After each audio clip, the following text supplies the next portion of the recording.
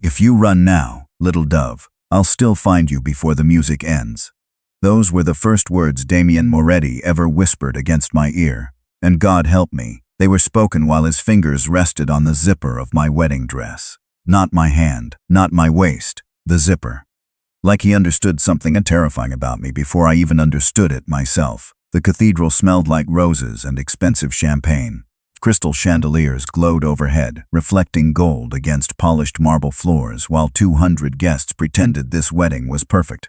Outside, Manhattan drowned beneath cold October rain. I could hear it striking the stained glass windows in soft, violent waves. Inside, everything felt too warm, too bright, too rehearsed. I stood beside a man I was supposed to marry in less than 20 minutes, smiling for photographers while my lungs slowly forgot how to breathe.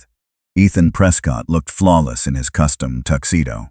Old money, political family, the kind of man magazines called America's future. But every time he touched my lower back for the cameras, it felt practiced, measured, empty, like he was remembering where his hand belonged instead of wanting it there. "Smile, Eveline," my mother whispered through clenched teeth. "People are watching. People were always watching. Senators, investors, women wrapped in diamonds, men shaking hands over champagne while pretending they weren't buying each other. The Prescott wedding wasn't a marriage, it was a merger with flowers. I think some part of me knew that from the beginning. Maybe that's why my hands wouldn't stop my trembling beneath the lace gloves. Maybe that's why I kept staring toward the cathedral doors like I was waiting for something terrible to happen. Or someone. The music changed suddenly. Soft conversation dimmed. I looked up instinctively, and the entire room shifted. 6 men entered first, black suits, silent footsteps, the kind of presence that made wealthy men lower their voices without understanding why. Then he walked in behind them, Damien Moretti. Tall, dark suit tailored so perfectly it looked painted onto him. Black hair brushed back from a face too calm to be safe. He moved slowly through the cathedral aisle while rainwater still glimmered across his coat collar. No rush, no hesitation. Like the entire room already belonged to him. I had never met him before. At least that's what I told myself then. But when his icy blue eyes lifted toward me, something deep inside my chest tightened with immediate recognition. Fear. No, not fear exactly. Awareness. The dangerous kind. Ethan's hand slipped from mine. I noticed because he suddenly looked pale. My father looked worse. Around us, conversations faded into whispers. Someone near the front actually stepped backward. But Damien kept walking with calm, deliberate steps until he stopped near the center pews. His gaze never left me. Not once. "Who is that?" I whispered. Ethan swallowed hard before answering. "You stay away from him." That was it. No explanation. Just fear carefully disguised as irritation. Damien's eyes moved slowly over my wedding dress. The silk, the veil, the diamonds around my throat. His jaw tightened almost invisibly, like he hated the sight of another man's future touching me. I should looked away. I should have stayed beside my fiancée and ignored the storm suddenly building inside my chest. Instead, I made the mistake of holding Damien Moretti's gaze for 1 second too long, and the corner of his mouth lifted slightly. Not a smile. Something far more dangerous, recognition. Like he'd finally found something that belonged to him. Then he adjusted the cuff of his black gloves and quietly sat down in the last pew while thunder rolled outside above Manhattan. And somehow I knew with terrifying certainty that my wedding was already over. The ceremony was supposed to begin at 7:30. At 7:22, I realized I could not feel my fingertips anymore. The organ music echoed softly through the cathedral, while guests settled into velvet-lined pews, whispering behind polished smiles and champagne breath. Somewhere near the front, my mother laughed too loudly at something a senator's wife said. Everything sounded distant, muffled. Like I was underwater watching someone else's life happen above me. I stood alone inside the bridal suite staring at my reflection beneath warm vanity lights. White silk clung perfectly to my body, every curl pinned into place, every diamond chosen by someone else.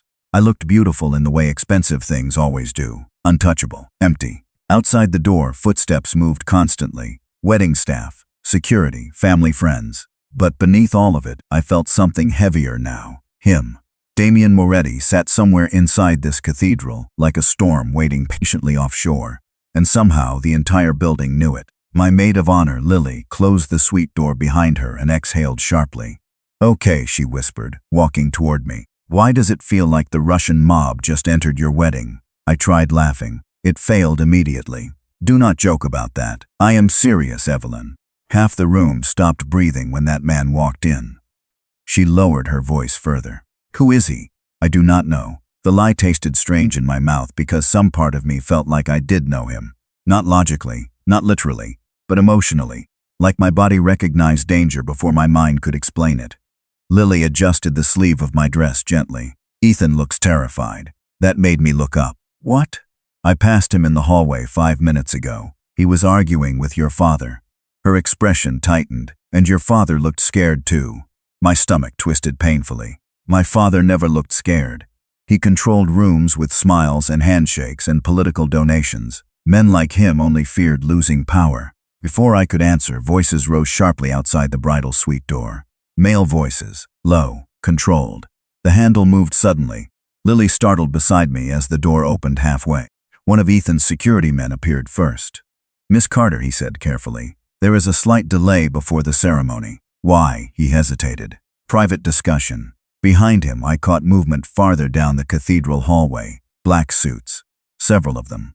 Then I saw Damien standing near the arched window at the end of the corridor, one hand inside his coat pocket, while rain streaked down the glass behind him.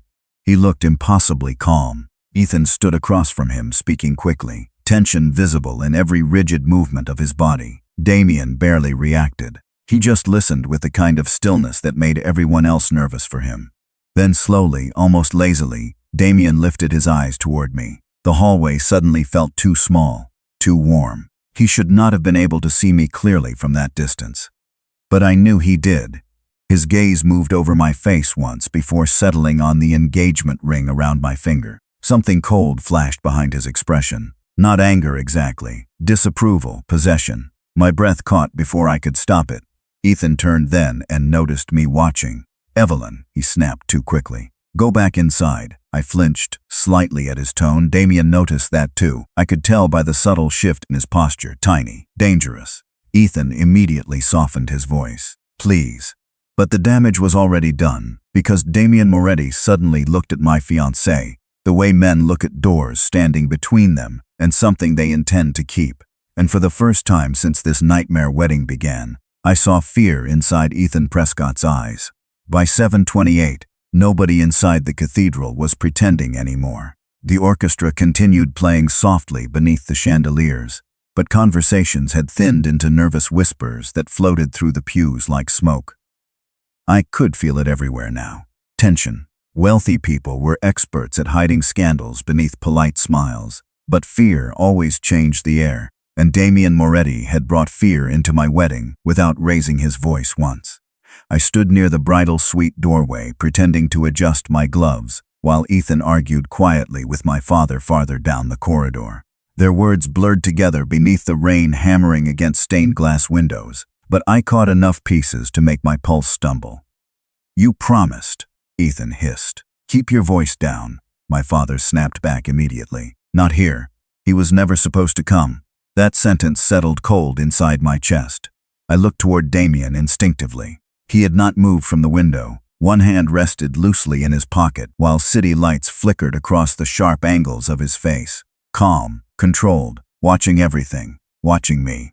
Lily leaned closer beside me. "Eveline," she whispered carefully, "why does it feel like your fiancé is more afraid of that man than losing you?"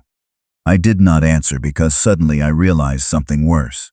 Ethan had not looked jealous when Damien stared at me. He had looked cornered. Before I could think further, my mother appeared from the opposite hallway wrapped in silver satin and strained perfection. "There you are," she said sharply. "The guests are waiting. We are proceeding exactly as planned." "Mom, no." Her smile remained flawless despite the panic behind her eyes. "You are marrying Ethan tonight." Marrying. Not loving, not choosing, just marrying. Like the outcome had been decided years ago by people richer and colder than me. My stomach twisted harder. "I need air," I whispered suddenly. "Eveline." Just 5 minutes. I did not wait for permission. I gathered the silk layers of my dress and moved quickly down the side corridor before anyone could stop me. My heels clicked sharply against marble floors as I pushed through a private hallway leading toward the rear terrace exit. The farther I walked, the quieter the cathedral became until all I could hear was rain and my own uneven breathing. I reached the dim hallway near the coat room and finally stopped. My hands shook violently now. Something was wrong, deeply wrong. The wedding, Ethan, my father, Damien. All of it felt connected by invisible strings I could not yet see. I grabbed the edge of a marble table to steady myself and closed my eyes for one dangerous second. Then I heard footsteps behind me. Slow, unhurried, masculine. My pulse instantly betrayed me. I turned too quickly and nearly lost balance on the polished floor. Damien stood at the end of the hallway wearing black gloves and that same impossibly calm expression. No security beside him this time, no witnesses, just him.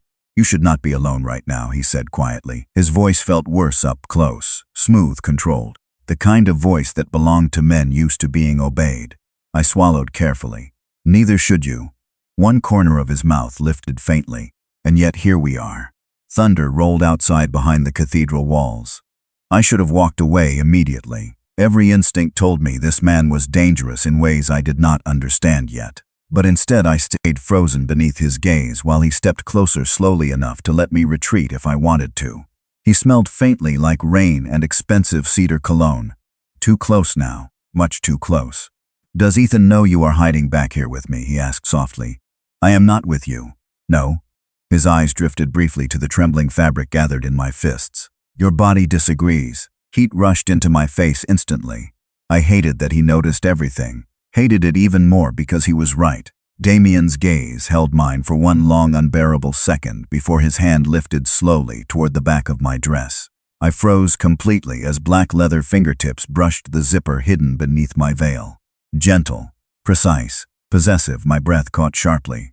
"What are you doing?" I whispered. His head lowered slightly beside my ear, close enough for me to feel warmth against my skin, while rain battered Manhattan outside like a warning from God himself. Then his fingers moved the zipper down barely 2 inches, just enough to make my entire body tense beneath his touch.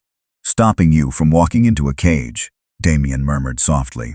"Because if you marry him tonight, little dove," his voice lowered further, "you will never belong to yourself again." For a moment, I forgot how to breathe. The cathedral hallway suddenly felt too narrow for the amount of tension pressing against my chest. Damien's fingers still rested lightly near the zipper of my dress, not pulling farther, not forcing anything, somehow making the restraint feel even more dangerous. I stared at him while rainwater raced down the tall windows behind his shoulders like silver veins across black glass. "You do not get to touch me like that," I whispered finally, though my voice sounded weaker than I wanted. Damien's expression barely changed. "And yet you still have not stepped away from me." That irritated me because it was true. I should have moved immediately, slapped his hand away, returned to the ceremony. Instead, I stood frozen, beneath the steady weight of his attention, like my body had stopped listening to reason entirely. His eyes lowered briefly toward the engagement ring still glittering on my finger. Cold amusement flickered there for half a second. "Do you know what your fiancé offered tonight?" he asked quietly. My stomach tightened. "I do not know what you are talking about." "No," Damien murmured. "That is the problem." His hand finally left the zipper, but the warmth of his touch lingered through the silk like a memory my skin refused to release. I took a step backward immediately, needing distance from him before my pulse embarrassed me further. "You came here to threaten Ethan?" I asked. "I came here because your father signed something he should not have signed." My heartbeat slowed strangely at that. "What does that mean?" Damien studied me carefully then, almost like he was deciding how much truth I could survive at once. "It means this wedding stopped being about love a long time ago."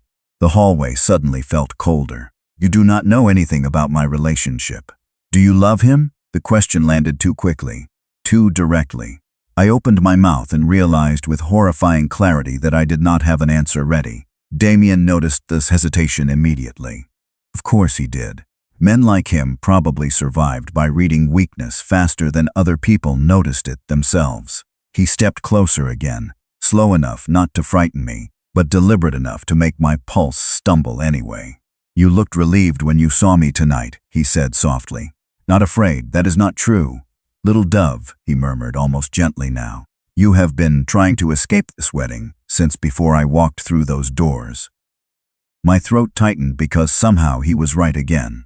I had spent the entire day fantasizing about locked airport terminals and anonymous hotel rooms, and disappearing somewhere. Nobody knew my family name. Damien's gaze moved slowly over my face, studying every flicker of emotion like he was memorizing me in real time. Then his expression hardened slightly as voices echoed somewhere deeper inside the cathedral. Ethan's voice. Angry now, closer. Damien heard it too. I could tell by the subtle shift in his posture. Protective. Alert.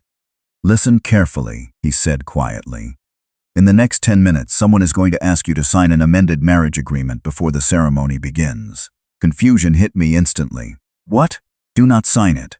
My chest tightened painfully. How would you know that? He looked toward the hallway entrance briefly before answering. Because your future husband just sold part of your family's company to men who plan to use your marriage as collateral. The words hit me so hard I forgot the rain. Forgot the wedding. Forgot everything except the awful ringing suddenly filling my ears. You are lying. Damien looked back at me slowly, calmly. I do many things, Eveline. His eyes held mine with terrifying steadiness. But I do not lie to you. Footsteps approached rapidly now. Ethan's security team probably searching the cathedral already. Damien exhaled softly once, almost disappointed by the interruption. Then his gloved fingers lifted beneath my chin with impossible gentleness. Not ownership, not force. Something worse. Careful restraint. When they hand you the papers, he murmured. Look at page 3 before you sign your name. My lips parted slightly. Why are you helping me? For the first time since meeting him, something unguarded flickered behind Damien Moretti's icy composure. Brief, dangerous, human. Because, he said quietly, watching you destroy your own life would bother me more than it should. Then he stepped away just as Ethan's furious voice echoed through the corridor calling my name. Ethan found me less than 30 seconds later. His jaw was tight beneath the cathedral lights, every trace of polished charm stripped away by something rawer underneath. Anger, panic, maybe both. There you are, he said sharply as he approached. His eyes moved past me instantly, searching the hallway behind my shoulder. Damien was already gone. Of course he was. Men like him did not linger where they could be cornered. But somehow the absence he left behind felt heavier than his presence had. Ethan exhaled through his nose once before forcing a calmer expression onto his face. The ceremony starts in 5 minutes. I stared at him carefully now. Really stared. Damien had ruined something important tonight. Not the wedding, the illusion around it. Ethan stepped closer and reached for my hands. You should not wander off alone. I needed air. Inside a locked hallway. His voice softened too quickly afterward, correcting itself like a politician catching a mistake during a debate. Look, tonight is stressful for everyone. Everyone. Not us, not me and him. Just everyone. I felt suddenly exhausted beneath the weight of white silk and expectations. Who is Damien Moretti? The question landed between us like shattered glass.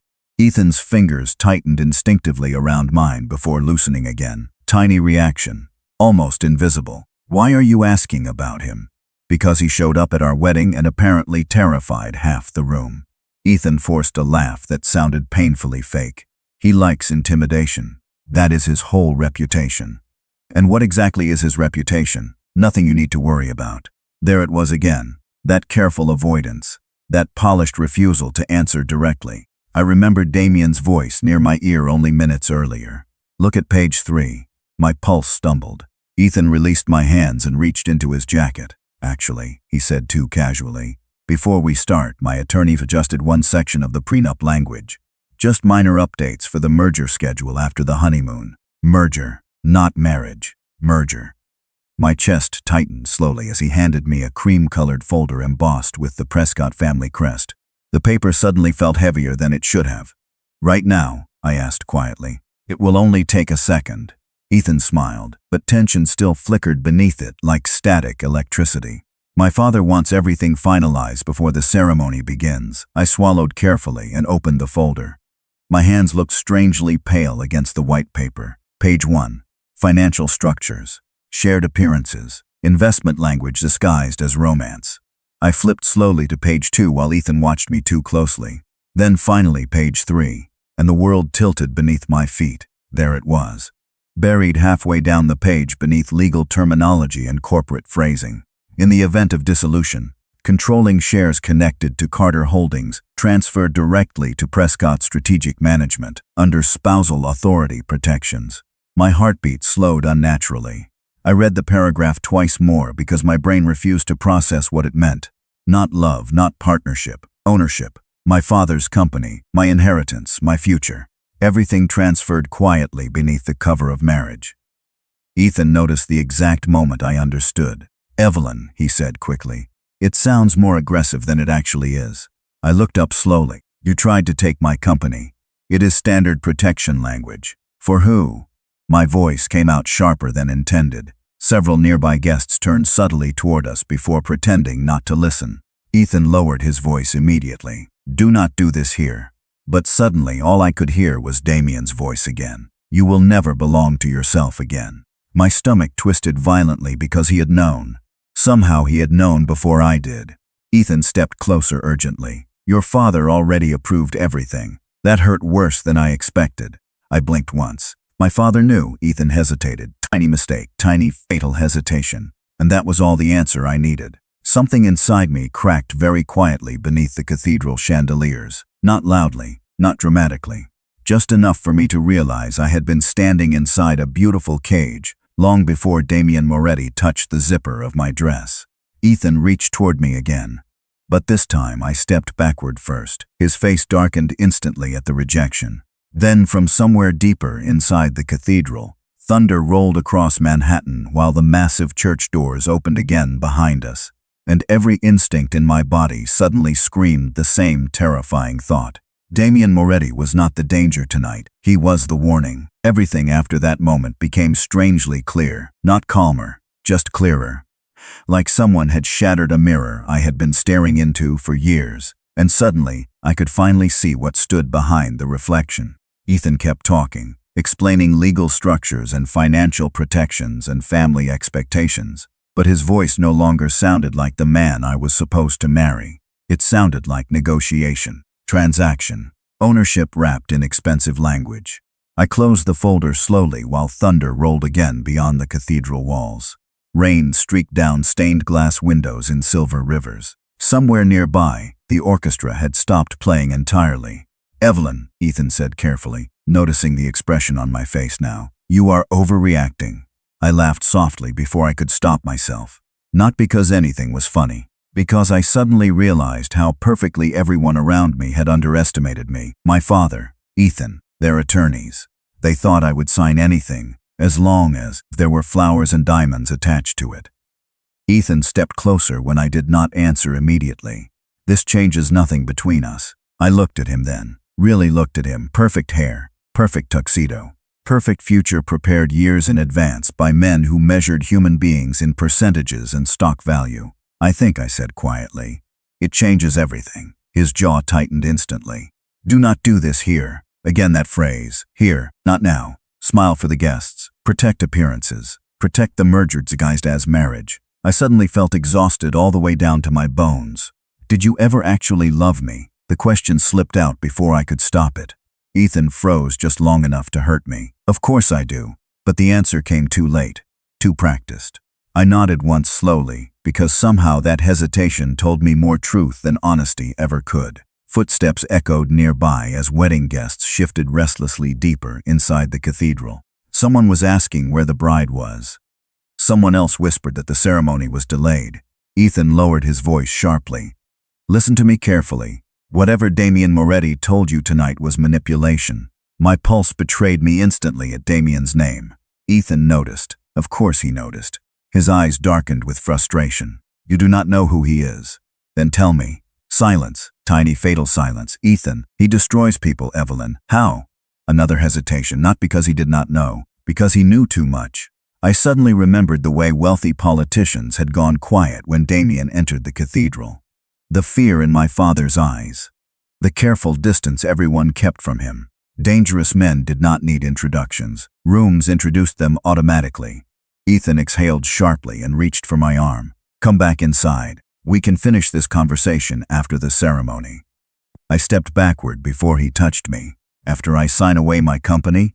That is not what this is. Then why hide it? His expression cracked for the first time all night. Real irritation flashed beneath the polished surface. Because your father said you would panic if you saw the details too early. My chest tightened painfully at that. My father. Again. Every answer somehow led back to him. I looked down at the engagement ring on my hand. Massive diamond. Custom design. The symbol of a future I no longer trusted. Suddenly it felt unbearably heavy. Ethan noticed my gaze and his voice softened immediately. Eveline. He took one cautious step closer. You are emotional right now. Emotional. Women always became emotional the moment they stopped obeying quietly. I almost laughed again. Then movement appeared at the far end of the hallway. One of Damien's men. Tall. Silent. Black suit perfectly pressed. He did not approach us directly. He simply stopped near the cathedral entrance and waited, watching. Ethan saw him too and instantly went rigid. Fear again. Sharp this time. The man spoke calmly across the hallway. Mr. Moretti requests Miss Carter's presence. Ethan's face darkened immediately. She is not going anywhere. The man barely reacted. That was not phrased as a question. A chill moved slowly down my spine, because somehow I knew with absolute certainty that Damien himself had not come, because he already knew I would follow. Not out of fear. Out of answers. Ethan turned toward me urgently. Do not go with them. But my body had already made the decision before my mind caught up. Because for the first time tonight, one man wanted my signature. The other wanted the truth. I should have stayed. That was the normal choice. The safe choice. Stay inside the cathedral. Marry Ethan Prescott. Smile for cameras. Pretend I had not just discovered my future was being negotiated like a business acquisition beneath crystal chandeliers and family prayers. But nothing about tonight felt normal anymore. Especially not the way my heartbeat reacted every time Damien Moretti's name entered the room. Ethan moved directly in front of me as if physically blocking my path could somehow restore control over the situation. Eveline, he said carefully, lowering his voice when nearby guests glanced toward us. Whatever game Damien is playing, you do not want to be part of it. Then, why are you afraid of him? The question slipped out instantly. Ethan's jaw flexed hard enough for me to notice. I am not afraid of him. Another lie. I was getting better at recognizing them tonight. The man in the black suit remained near the cathedral entrance, perfectly still beneath the dim hallway lights. Patient, unbothered, like he already knew how this would end. Rain pounded harder outside now, echoing through the old stone cathedral in low, steady waves. Manhattan sounded restless tonight. You hid legal traps inside our marriage contract, I whispered. You let my father negotiate my life without telling me the truth.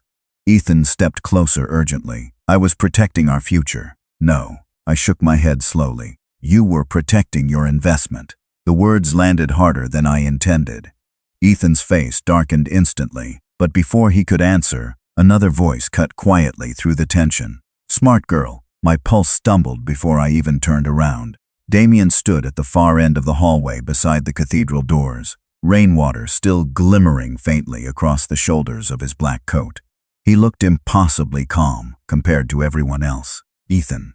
My father. The attorneys pacing somewhere deeper inside the cathedral. All of them looked strained tonight. Damien looked certain, like chaos obeyed him instead of threatening him. Ethan's expression hardened immediately. You should leave. Damien ignored him completely. His eyes settled on me instead, steady and unreadable. Did you read page 3? I hated that he already knew the answer from my face alone. I crossed my arms instinctively, suddenly aware of the loosened zipper still hidden beneath my veil. The memory of his fingers there sent unwanted warmth across my skin. Damien noticed that too. Of course he did. Nothing escaped him. Ethan stepped forward sharply. This conversation is over. Damien's attention shifted toward him slowly, not aggressive, somehow worse, controlled. You forged transfer protections into a marriage contract, he said calmly, and you are surprised she is upset. This is none of your business. It became my business the moment her father used my shipping ports as collateral. Silence hit the hallway instantly. My stomach dropped. Ethan froze. And for the first time tonight, genuine fear flickered behind his eyes. I looked between them slowly. What does that mean? Neither man answered immediately. That terrified me more than shouting would have. Damien finally spoke first. Your father owes money to people who do not appreciate unpaid debts. That is not true, Ethan snapped quickly. Then why involve Moretti Logistics in the merger agreements? Damien asked softly. Ethan said nothing. Damien's gaze returned to me. You were never marrying for love tonight, Eveline. You were being positioned. The cathedral suddenly felt new too small again. My pulse roared painfully in my ears while pieces finally began fitting together. My father's panic, Ethan's urgency, the hidden contract language, Damien arriving uninvited. None of this was random. I stared at Ethan carefully. Did my father offer me to save the company? Ethan looked away first. Tiny movement, tiny betrayal. My chest tightened so hard it hurt to inhale. Damien watched my reaction quietly, but something dangerous shifted behind his icy composure when he saw the hurt on my face. Protective, possessive, both. He stepped closer then, slow enough not to frighten me, until only a few feet separated us beneath the cathedral lights. Come with me, he said quietly. Ethan immediately shook his head. Absolutely not. But Damien never looked away from me. 5 minutes, he murmured. That is all I am asking for. His voice lowered slightly. After that, if you still want to walk down that aisle, I will never interfere again. The promise should have comforted me. Instead, it terrified me because deep down, I already knew I was not walking back toward that altar. I do not remember making the decision to follow Damien. 1 second, I was standing between my fiancé and a man everyone feared. The next, I was walking beside Damien Moretti through the rear cathedral corridor while thunder shook the stained glass windows overhead. Nobody tried to stop us.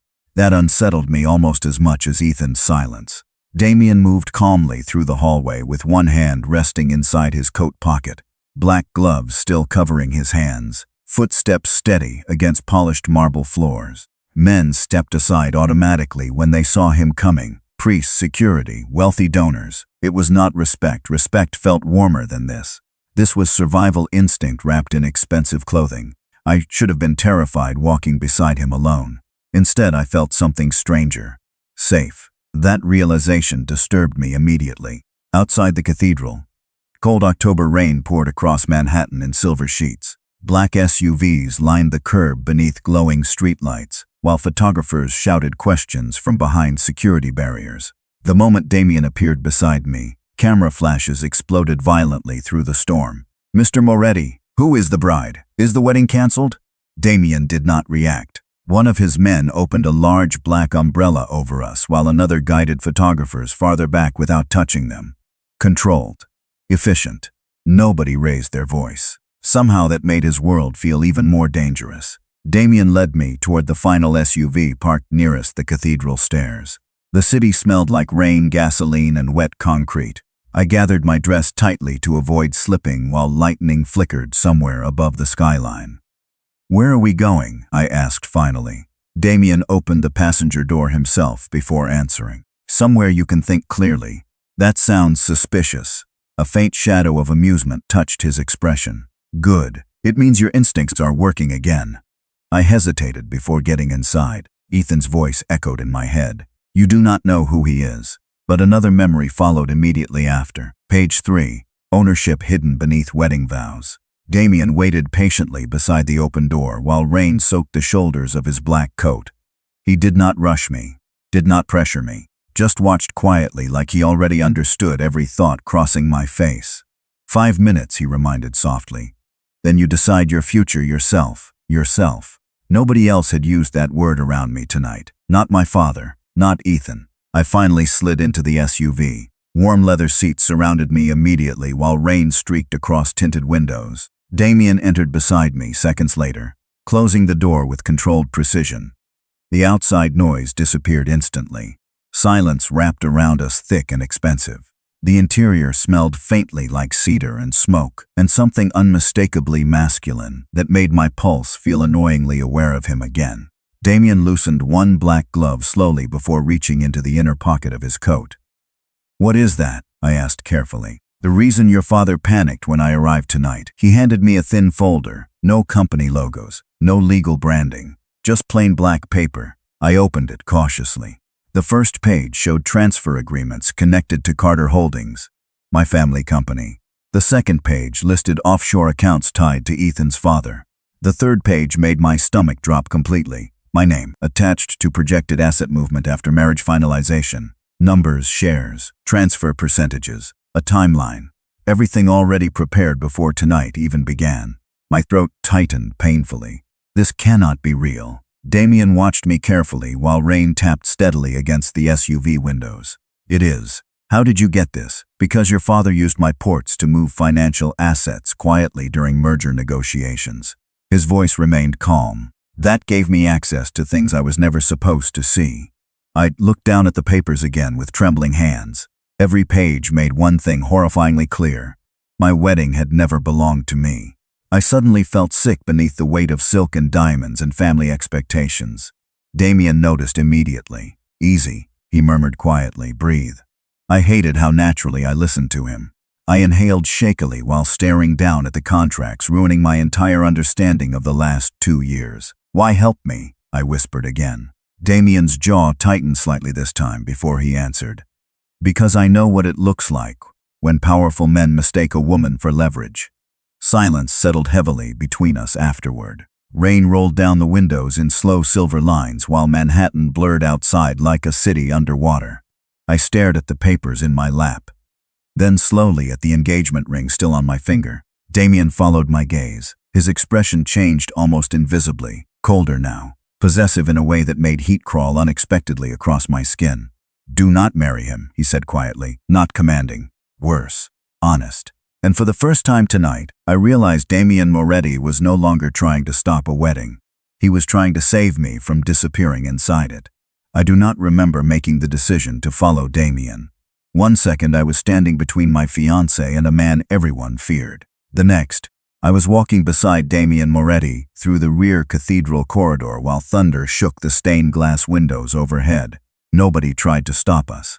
That unsettled me almost as much as Ethan's silence. Damien moved calmly through the hallway with one hand resting inside his coat pocket, black gloves still covering his hands, footsteps steady against polished marble floors. Men stepped aside automatically when they saw him coming. Priests, security, wealthy donors. It was not respect. Respect felt warmer than this. This was survival instinct wrapped in expensive clothing. I should have been terrified walking beside him alone. Instead, I felt something stranger. Safe. That realization disturbed me immediately. Outside the cathedral, cold October rain poured across Manhattan in silver sheets. Black SUVs lined the curb beneath glowing streetlights, while photographers shouted questions from behind security barriers. The moment Damien appeared beside me, camera flashes exploded violently through the storm. Mr. Moretti, who is the bride? Is the wedding canceled? Damien did not react. One of his men opened a large black umbrella over us while another guided photographers farther back without touching them. Controlled. Efficient. Nobody raised their voice. Somehow that made his world feel even more dangerous. Damien led me toward the final SUV parked nearest the cathedral stairs. The city smelled like rain, gasoline, and wet concrete. I gathered my dress tightly to avoid slipping while lightning flickered somewhere above the skyline. Where are we going? I asked finally. Damien opened the passenger door himself before answering. Somewhere you can think clearly. That sounds suspicious. A faint shadow of amusement touched his expression. Good. It means your instincts are working again. I hesitated before getting inside. Ethan's voice echoed in my head. You do not know who he is. But another memory followed immediately after. Page 3. Ownership hidden beneath wedding vows. Damien waited patiently beside the open door while rain soaked the shoulders of his black coat. He did not rush me, did not pressure me, just watched quietly like he already understood every thought crossing my face. 5 minutes, he reminded softly. Then you decide your future yourself. Nobody else had used that word around me tonight. Not my father, not Ethan. I finally slid into the SUV. Warm leather seats surrounded me immediately while rain streaked across tinted windows. Damien entered beside me seconds later, closing the door with controlled precision. The outside noise disappeared instantly. Silence wrapped around us thick and expensive. The interior smelled faintly like cedar and smoke, and something unmistakably masculine that made my pulse feel annoyingly aware of him again. Damien loosened one black glove slowly before reaching into the inner pocket of his coat. What is that? I asked carefully. The reason your father panicked when I arrived tonight. He handed me a thin folder, no company logos, no legal branding, just plain black paper. I opened it cautiously. The first page showed transfer agreements connected to Carter Holdings, my family company. The second page listed offshore accounts tied to Ethan's father. The third page made my stomach drop completely. My name, attached to projected asset movement after marriage finalization. Numbers, shares, transfer percentages, a timeline. Everything already prepared before tonight even began. My throat tightened painfully. This cannot be real. Damien watched me carefully while rain tapped steadily against the SUV windows. It is. How did you get this? Because your father used my ports to move financial assets quietly during merger negotiations. His voice remained calm. That gave me access to things I was never supposed to see. I looked down at the papers again with trembling hands. Every page made one thing horrifyingly clear. My wedding had never belonged to me. I suddenly felt sick beneath the weight of silk and diamonds and family expectations. Damien noticed immediately. Easy, he murmured quietly, breathe. I hated how naturally I listened to him. I inhaled shakily while staring down at the contracts, ruining my entire understanding of the last 2 years. Why help me? I whispered again. Damien's jaw tightened slightly this time before he answered. Because I know what it looks like when powerful men mistake a woman for leverage. Silence settled heavily between us afterward. Rain rolled down the windows in slow silver lines while Manhattan blurred outside like a city underwater. I stared at the papers in my lap, then slowly at the engagement ring still on my finger. Damien followed my gaze. His expression changed almost invisibly, colder now, possessive in a way that made heat crawl unexpectedly across my skin. Do not marry him, he said quietly, not commanding. Worse, honest. And for the first time tonight, I realized Damien Moretti was no longer trying to stop a wedding. He was trying to save me from disappearing inside it. I stared at the papers in my lap until the numbers began to blur together beneath the soft amber lights inside the SUV. My name appeared everywhere, not beside words like love or partnership or future, beside assets, transfer authority, equity movement, terms designed to sound elegant while quietly stripping me of ownership over my own life. Outside, Manhattan disappeared behind sheets of cold rain while traffic lights reflected red and gold across the tinted windows. Somewhere several blocks away, guests were probably still sitting inside the cathedral, wondering whether the bride had panicked or disappeared, or embarrassed two powerful families beyond repair. For the first time tonight, I realized I did not care. Damien remained beside me in complete silence, giving me space to absorb the truth without interruption. Most men rush to fill silence because it made them uncomfortable. Damien weaponized it, controlled it. Let it settle until people revealed themselves inside it. I finally removed the engagement ring from my finger slowly, staring at the diamond resting against my palm. It looked beautiful beneath the low lighting. Expensive. Empty. How long did you know? I asked quietly. Damien's gaze lowered briefly to the ring before returning to my face. Long enough. You could have exposed all of this weeks ago. Yes. Why did you wait until tonight? Something shifted behind his eyes then. Not guilt exactly, something more restrained. Because I needed to know whether you were choosing this willingly. The honesty in that answer hit harder than manipulation ever could have. I looked down again, fingers tightening slightly around the ring. And if I had been. Damien leaned back slowly against the leather seat, one arm resting across the dark fabric behind me without touching me. Then I would have left the cathedral quietly. My pulse betrayed me again. Just like that? No. His voice lowered almost imperceptibly. Not just like that. Rain tapped steadily against the SUV roof while city lights flickered across his face in shifting patterns of gold and shadow. I realized then how exhausting it must be to be Damien Moretti, to move through the world carrying this much control all the time, this much restraint. You still would have married me to him, I whispered. Damien's jaw tightened once before he answered. If it was truly your choice. Something about that sentence broke the final thread holding me to the version of my life I had been pretending to want. Ethan had wanted obedience. My father had wanted survival. Damien wanted choice. The difference felt enormous suddenly, terrifyingly enormous.